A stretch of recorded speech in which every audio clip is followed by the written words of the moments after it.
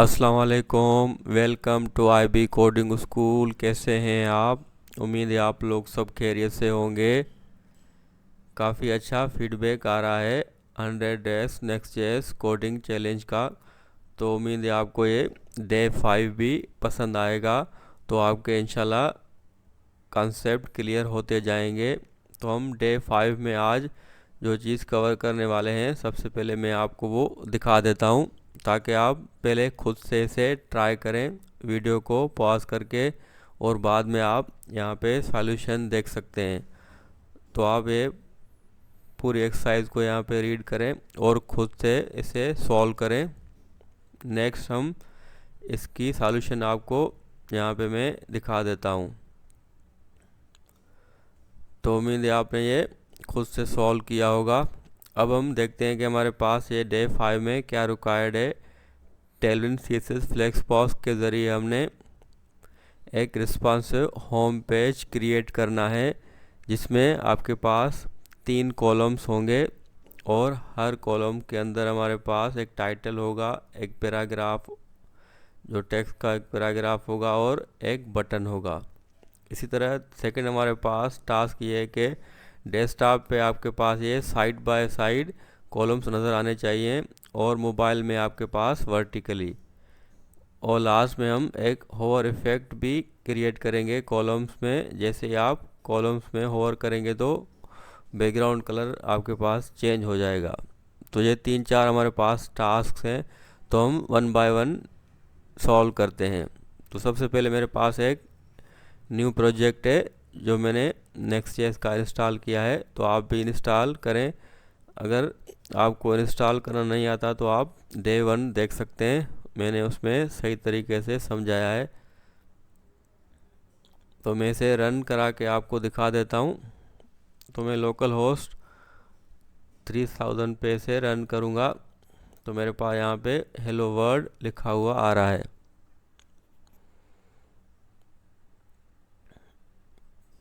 तो हम इसे यहाँ पे देखते हैं। ये मैं page.tsx की फ़ाइल में हूँ जो कि ऐप के अंदर है। सोर्स के अंदर हमारे पास ऐप का फोल्डर है और ऐप के अंदर हमारे पास एक फ़ाइल है। तो सबसे पहले मैं ये हमारे पास मेन डिव रहेगी और उसके अंदर हम यहाँ पे पहले एक हेडिंग हम लिखेंगे। तो मैं यहाँ पे कमेंट्स भी लिख देता हूँ ताकि आप समझ जाएं। तो H1 के अंदर हम यहाँ पे एक हेडिंग लेंगे जिसमें हम सिंपल लिखेंगे होम पेज, और हेडिंग के बाद हम एक डिव लेंगे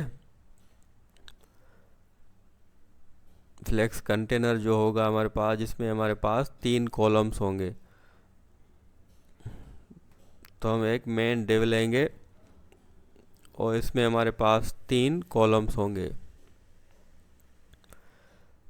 सबसे फर्स्ट हमारे पास लेफ़्ट साइड पे एक कॉलम बनेगा, तो हम इसे डिव में रखेंगे। तो हमारे पास ये लेफ़्ट कॉलम है, तो इसका हम एक डिव बना लेंगे। इसी तरह हमारे पास मिडिल और राइट का भी हमारे पास एक कॉलम होगा। तो फर्स्ट हम लेफ़्ट को यहाँ पे पूरा डिज़ाइन करेंगे, फिर हम कॉपी करके 2 और क्रिएट कर सकते हैं इजीली। तो लेफ़्ट के अंदर ही हमारे पास एक H1 होगा जिसमें हम टाइटल लिखेंगे, जैसे मैंने लिखा है लेफ़्ट कॉलम। उसके बाद एक पैराग्राफ होगा जिसमें मैंने लोरेम 50 वर्ड का एक पैराग्राफ जनरेट किया है। उसके बाद हम एक बटन लेंगे। तो हमारे पास 3 चीज़ें ये रिक्वायर्ड थी, तो इसमें हम सिंपली टेक्स्ट लिख देते हैं डिटेल्स।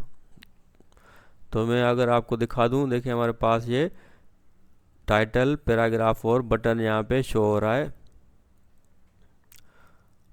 तो मैं इसे फॉर्मेट डॉक्यूमेंट कर लेता हूँ ताकि आपको ये सही नज़र आ जाए।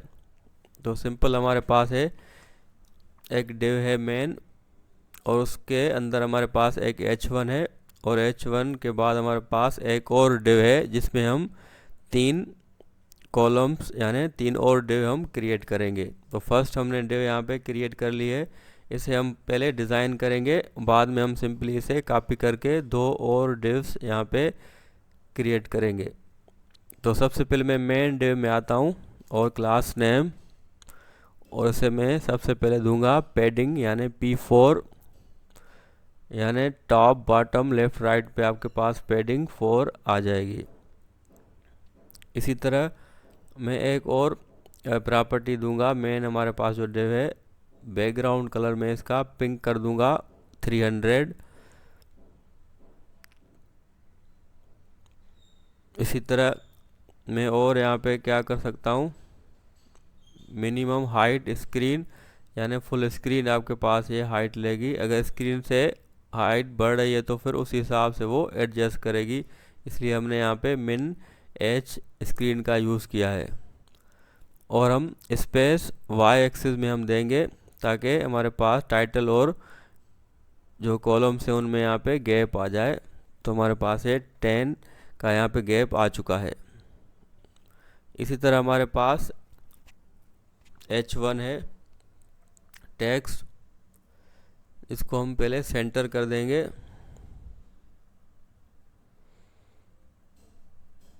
इसी तरह हमारे पास टेक्स्ट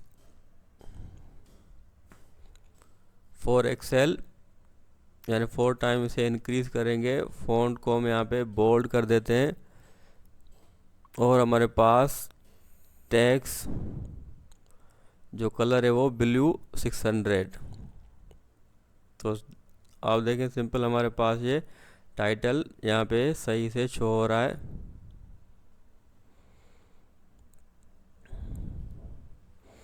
अब हमारे पास नेक्स्ट जो मेन काम है, हम कॉलम्स में आएंगे जो हमने सारी वर्किंग यहाँ पे करनी है। तो मेन हमारे पास जो डिव है जिसमें हमारे पास 3 डिव और रहेंगी, फ़िलहाल हमने एक बना ली है। तो मैं अगर इसे यहाँ पे फ्लेक्स कर दूँ,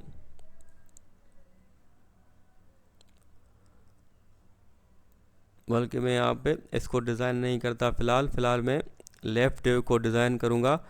फिर हम यहाँ पे मेन डिव को स्टाइलिंग करेंगे ताकि आपको कंसेप्ट जो है वो साथ साथ क्लियर होते जाएं। अभी हमने क्योंकि डिव्स नहीं बनाई दूसरी, तो फ्लेक्स आपको यहाँ पे समझ नहीं आएगा।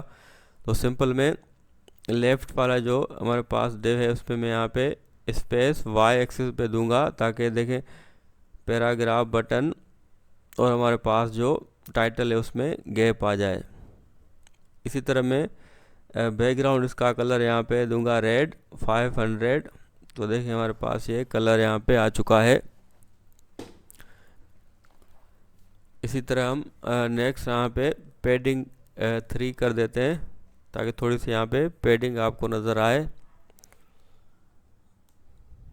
इसी तरह मैं यहाँ पे ट्रांजिशन करूँगा ताकि हम होवर इफेक्ट लगाएं तो आपके पास है कुछ यहाँ पे ड्यूरेशन आ जाए। तो मैं इसे 100 कर दूंगा। तो मैं यहाँ पे होवर लगाऊंगा बैकग्राउंड कलर। तो जैसे हम होवर करेंगे तो बैकग्राउंड कलर में इसका यहाँ पे ब्लू करना चाहता हूँ। तो मैं सिंपल लिखूँगा होवर कोलन BG ब्लू, और उसकी वैल्यू मैं यहाँ पे 500 रखता हूँ। तो मैं आपको अगर यहाँ पे दिखा दूँ, जैसे मैं देखें होवर करता हूँ, थोड़ा सा यहाँ पे ड्यूरेशन जो मैंने 100 दिया है तो उस वजह से इफेक्ट आ रहा है और कलर भी हमारे पास ये चेंज हो रहा है। इसी तरह हमारे पास H1 है जिसमें मैंने यहाँ पे टाइटल लिखा है। तो इसे मैं यहाँ पे क्लास नेम दूंगा।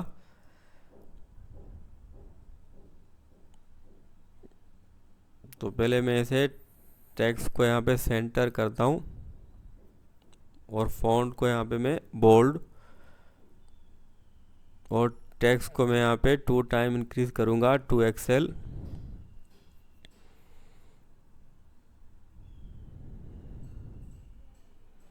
इसी तरह टेक्स्ट जो है मैं उसको कर देता हूँ स्लेट। हमारे पास एक कलर है उसकी वैल्यू मैंने यहाँ पे रखी 100। तो ये बिल्कुल वाइट की तरह है।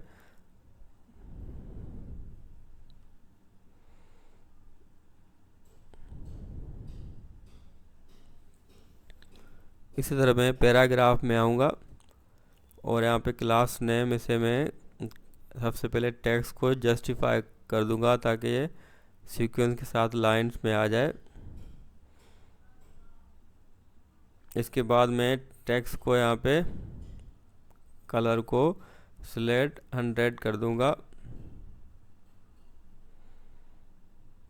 और टेक्स्ट के जो साइज़ है मैं उसे थोड़ा सा डिक्रीज़ करके SM यानी स्मॉल कर दूंगा। बिल्कुल हमारे पास ये सही दिख रहा है। उसके बाद हमारे पास बटन है, तो बटन को भी मैं यहाँ पे स्टाइलिंग करूँगा। तो सबसे पहले लिखूँगा क्लास नेम और यहाँ पे BG ब्लू और उसकी वैल्यू मैं यहाँ पे कर देता हूँ 600 और यहाँ पे मैं विड्थ को इसको फुल यहाँ पे दूँगा ताकि आपको ये देखे पूरी डिव में यहाँ पे ये स्पेस ले रहा है। इसी तरह मैं यहाँ पे जो पेडिंग Y एक्सिस पे यहाँ पे दूंगा 2 और टेक्स्ट को मैं क्या कर दूंगा वाइड और बॉर्डर रेडियस राउंडेड मैं इसको क्या कर दूंगा वैल्यू स्मॉल। तो देखें बिल्कुल हमारे पास ये बटन सही दिख रहा है और यहाँ पे होवर इफेक्ट भी पूरी डिव में यहाँ पे आ रहा है। तो मैं इसे फॉर्मेट डॉक्यूमेंट कर देता हूँ।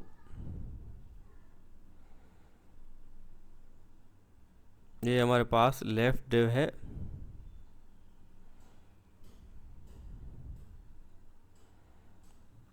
और ये हमारे पास मेन डिव है। तो हमने इस तरह की 2 और डिव्स बनानी है क्योंकि हमारे पास 3 डिव्स रिक्वायर्ड है। तो सिंपल मैं क्या करता हूँ यहाँ पे पूरी डिव को यहाँ पे कॉपी करता हूँ यहाँ तक और मैं यहाँ पे इसे पेस्ट कर देता हूँ। तो ये हमारे पास ये मिडिल कॉलम होगा और H1 में भी मैं इसे यहाँ पे लिख दूंगा मिडिल कॉलम।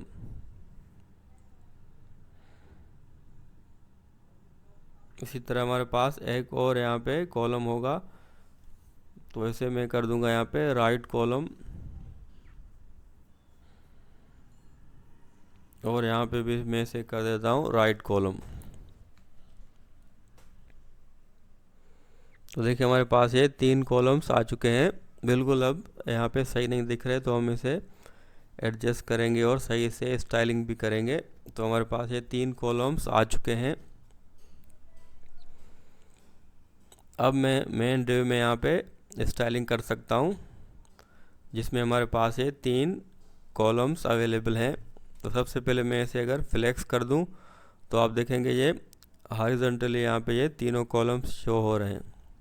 इसी तरह मैं गैप 5 देखिए हमारे पास यहाँ पे गैप भी आ चुका है।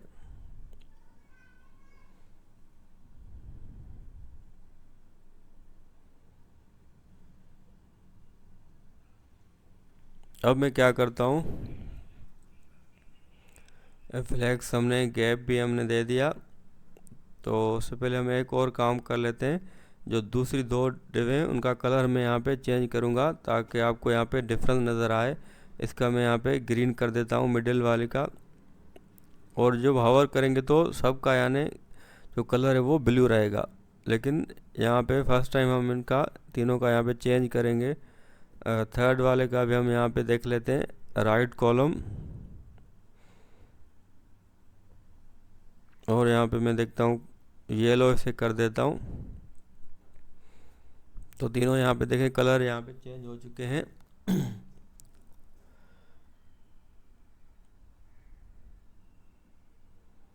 जैसे मैं यहाँ पे होवर करता हूँ तो मेरे पास ये ब्लू कलर आ जाता है। अब मैं आपको दिखाता हूँ अगर मैं इंस्पेक्ट करके यहाँ पे इसका जो साइज़ है वो डिक्रीज़ कर दूँ। देखिए हमारे पास ये बिल्कुल सही नहीं दिख रहा। तो ये हम इसको रेस्पॉन्सिव करेंगे। बहुत इजी है टैलेंट CSS के ज़रिए। वरना आप जो CSS के ज़रिए आप करते हैं तो काफ़ी आपको कोड लिखना पड़ता है। लेकिन इसको सिंपल मोबाइल रिस्पॉन्सिव करने के लिए मैं आपको यहाँ पे दिखा देता हूँ।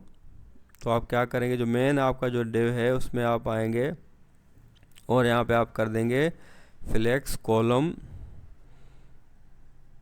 देखिए हमारे पास ये कॉलम में यहाँ पे आ चुका है। लेकिन एक और चीज़ हमारे पास रिक्वायर्ड है कि मोबाइल में तो आपको ये देखिए वर्टिकली नज़र आ रहा है जो हमारे पास क्वेश्चन में रिक्वायर्ड था, लेकिन जब आपके पास फुल स्क्रीन हो तो आपके पास दोनों साइड में आने चाहिए, तीनों जो कॉलम से वो साइड में आने चाहिए। तो सिंपल आप क्या लिखेंगे, MD:\flex रो, यानी जो स्क्रीन है वो 768 से ज़्यादा हो तो आपके पास ये तीनों रो में आ जाएं, वरना आपके पास कॉलम में आ जाएं। तो MD की यहाँ पे वैल्यू 768 पिक्सल है स्क्रीन साइज़। आप देखेंगे 768 से आपके पास स्क्रीन साइज डिक्रीज़ हो रही है तो आपके पास ये वर्टिकली तीनों कॉलम्स शो हो रहे हैं। तो ये सिंपल हमने देखे से रिस्पॉन्सिव भी कर लिया है, 2-3 हमने लाइन लिखी। अब मैं यहाँ पे टेक्स्ट को देखें इंक्रीज डिक्रीज़ कर रहा हूँ, लेफ़्ट वाले को तो उसका जो साइज़ है वो भी क्या हो रहा है, डिक्रीज़ हो रहा है।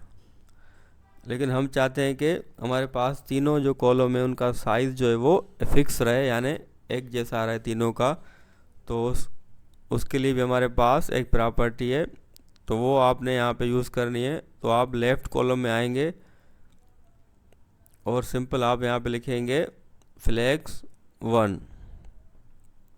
अब ये आपके पास ये स्पेस जो है वो इक्वली तीनों जो कॉलम से वो लेंगे। तो आपने ये मेक श्योर करना है कि तीनों में आपने यहाँ पे flex1 कर लेना है, लेफ़्ट, मिडिल और राइट कॉलम में। तो मैंने यहाँ पे तीनों में कर लिया है। अब मैं अगर आपको दिखा दूँ, मैं यहाँ पे टेक्स्ट को यहाँ पे डिक्रीज़ करता हूँ, देखिए हमारे पास ये साइज़ बिल्कुल विड्थ जो है वो तीनों का यहाँ पे सेम आ रहा है, अगर टेक्स्ट में यहाँ पे डिक्रीज़ भी कर रहा हूँ। लेकिन एक और प्रॉब्लम है, मैं चाहता हूँ जो बटन हमारे पास है वो हमेशा बॉटम में ही रहे। तो इसके लिए मैं आपको यहाँ पे लिखूँगा फ्लेक्स को मैं यहाँ पे कॉलम और मैं यहाँ पे जस्टिफाई क्या कर दूँगा, बिटवीन।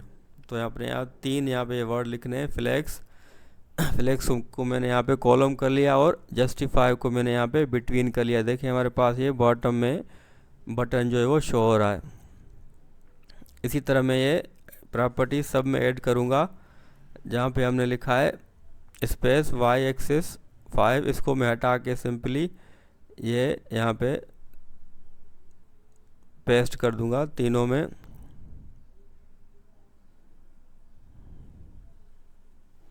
देखिए हमारे पास ये इस तरह यहाँ पे शो हो रहा है। अब हमारे पास देखिए गैप ख़त्म हो गया क्योंकि हमने स्पेस y एक्सिस ख़त्म किया है, लेकिन हमने इसे फ्लेक्स बॉक्स बनाया है। तो जब भी आप किसी को फ्लेक्स बॉक्स बनाते हैं डिव को, तो आपके पास एक गैप की प्रॉपर्टी आती है। तो सिंपल मैं गैप को यहाँ पे 4 कर दूंगा। देखिए हमारे पास ये गैप आ चुका है। इसी तरह मैं इस डिव को भी यहाँ पे गैप 4 कर दूंगा।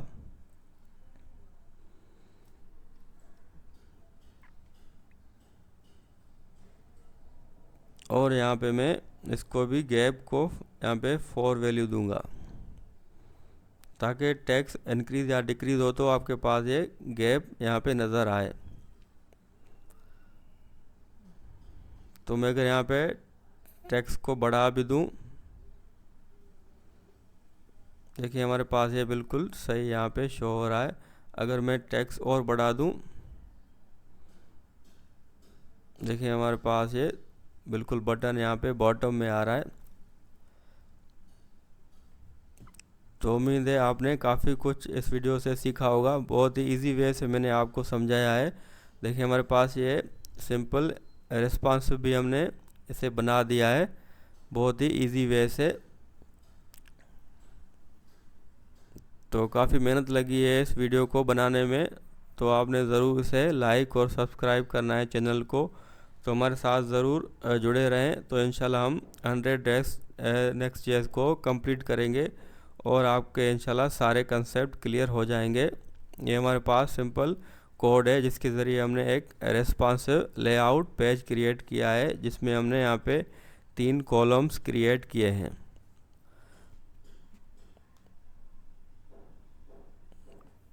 उम्मीद है आपको ये वीडियो पसंद आई होगी। तो अपना यहाँ पे फीडबैक ज़रूर दिया करें कमेंट्स के अंदर।